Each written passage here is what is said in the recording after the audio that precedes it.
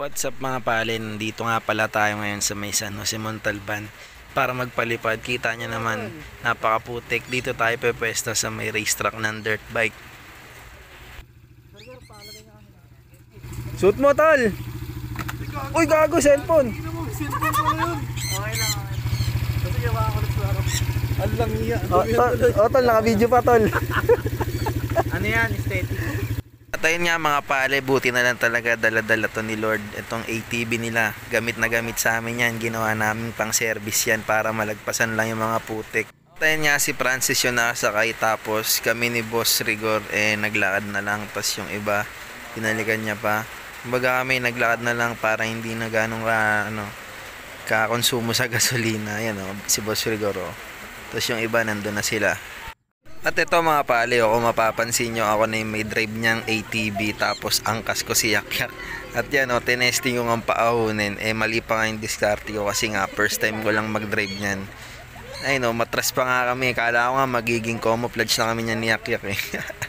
Kinabahan talaga ako dyan. Tapos ito, sabi ni Lord, bibigyan daw agad ng full throttle. Yun, what a nice.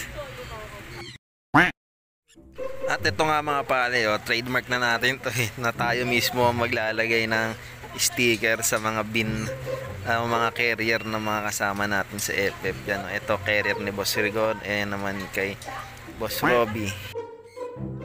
At ito nga mga pale, unang bitaw. Yan, napakaganda naman ng liparan na to. Kaso nga lang nung bandang dulo, yung mga GCC, sama-sama sila, sama-sama din nagsibabaan. Dumapo sila doon sa may sa may mga puno. Hiwalay-hiwalay, may puno diyan, tas yung may puno doon sa may bandang dulo doon. Mamaya makikita niyo sa video kung saan nagbabaan yung GCC.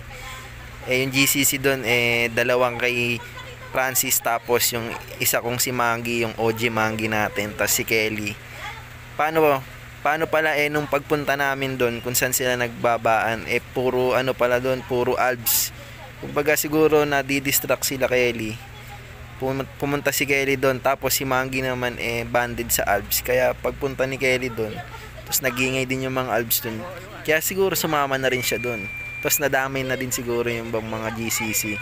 Ayun makikita nyo nasa baba ng mga puno. Tapos yung iba na mga SC nasa taas. Tapos sila, mga GCC, nasa baba. Yahan. May kumalas na isa dun, Apat na lang sila, Kali! Mangi!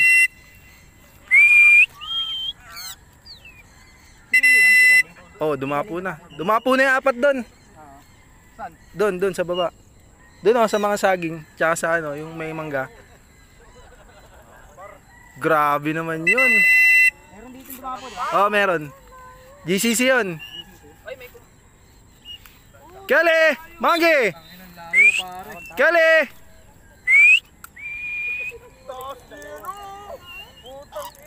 Parang totoo yung mangyayari Ringneck Ekle. Kanino ringneck yan? At ito na mga pali, na-recover na natin yung OG na Mangi natin. Kaya ginawa ko, sinabay ko na yung Mangi natin, the second. Ayan, binitaw ko silang dalawa. Yan, okay naman, paikot-ikot lang dyan sa may baba. Tapos yan, ito yung Mangi natin, Mangi the second. Tapos yung OG, nandyan lang yun. Tapos ito sila ulit dalawa. Isasabay natin sa marami. Tignan natin kung mangyayari.